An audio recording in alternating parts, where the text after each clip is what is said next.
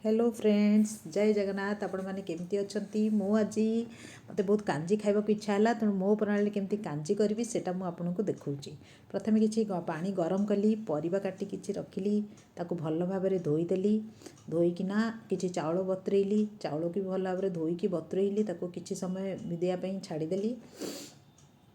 तापर मु एक सब कला भितर पानी फुटी आसला। पानी जिते फुटी आसो दही भी दरकार, ता सागरे दही भी नहीं देखु।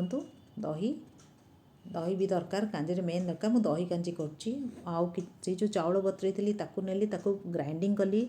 चाउल, रसुण, कंचा लंका आउ अदा टिके पकईकी, जीरा टिके पकईकी ग्राइंडिंग कली। इे पानी फुटी आसला, से पानी रे मु परिबा जतक धोईकी रखी ताकू सब पकेली। आपड़ जो परिबा पकई पारे, कखारू, भंडा आउ जहाँ आपणकर इच्छा आप पकई पारे। मो पाखे जी परिबा आवेलेबल थिला मु सेतिक रे ही कली। एबे पानी फुटी परिबा पकई मु हलदी पकईली। तापरे एबे लुण पकईबे, निज स्वाद अनुसार आप लुण पकईबे। आपको जमी लुण भल लगे आप सेमती पकईबे। मत जमी टेस्ट आसे मुझे टाइप्र लुण पकईली। आप तार देखिकिना क्वांटिटीटा से हिसाब से पकईबे। तापरे ताको भल भाव फुटिया छाड़देवे। तापरे ढांकाटा घोड़े देवे, से भल भाव फुटीज। आड़े बटा होता चाउल बटा को फुटीगला परिबा दर सिझा है पकईदेवे। पकईकी भल किना घांटे। घाटिकिना भल कि जमी मिसईज घांटे। घाटिकी भल भाव फुटापी छाड़देवे।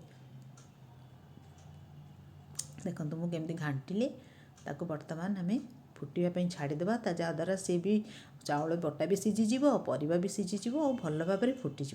बर्तमान ढांका घोड़े देली। मु दही जो रखी थी भी ग्राइंडिंग कर देची। मु देखो घोड़ कर देची।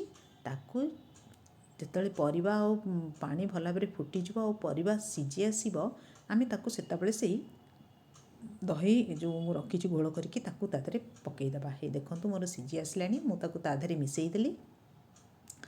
मिसईकी भी आम मिसई सारा भी किसी समय सीझापी छाड़ा, कारण तार टी आम टी बहलिया करने छाड़ा। मत बहलिया एत भल लगे, मत पतला कांजी भल लगे। तेणुक मुझे पतला कांजी करची। आपन को जब बहलिया भल लगे तापर आप अधिक चाउल ने आउ फुटेकी बेसी बहलिया करेंगे। मत टी पतला भल लगे, तेणुक मुझे पतला पतला टी रखी। देखो सी भी भल भाव फुटुची, तार कलर भी चेंज हो आसला। एणे मुझे गोटे पैन बसई, पैन गरम करने को रखिली। एबे हमें बघारिया कि आमको दरकार किछि सोरिष, सुखिला लंका आउ यार बास्नाटा बहुत बढ़िया आसो।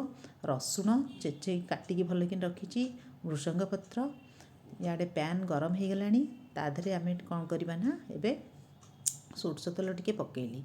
सोरष तेल पकईकिना ताकू गरम कली।